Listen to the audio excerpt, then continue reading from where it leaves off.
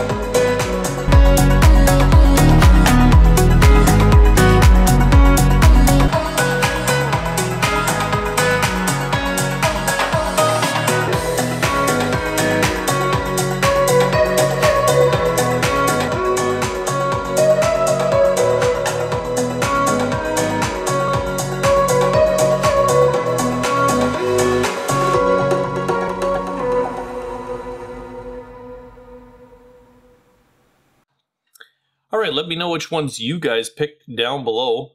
My favorite right now is going through the Marantz, the Rotel with the subwoofer on. If I wanted to make it sound a little bit better, I know it would sound better if I would just take the sub or the woofer and connect it up to the Rotel and then have that go direct to the speaker. I think that would be the best setup. But as of right now, I'm very happy with the way that thing sounds. It's definitely the new crossover has picked up what I was missing before, so that's really good. As far as running it through the Odyssey setup, I did that, and for listening to movies, it's actually really good. The highs, I definitely notice it's picking up highs that everything else is, like actually every other speaker that I've got in the surround is not getting.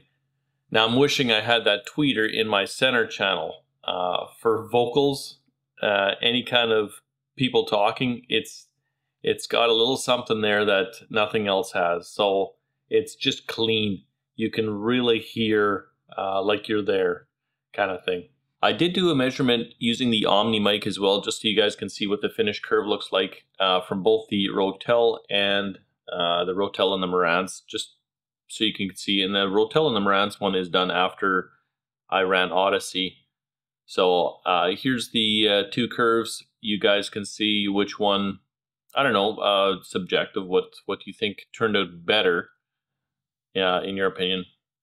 If you do want to see how to set up an Odyssey, or if you've got a mic with your system and you've never set it up, I will leave that in the next video because I think it's one of the most underrated things that you can do to make your system sound a whole heck of a lot better, and it takes all of like 10-15 minutes. So I'm going to leave that video up here. Hopefully that helps some other people out as well.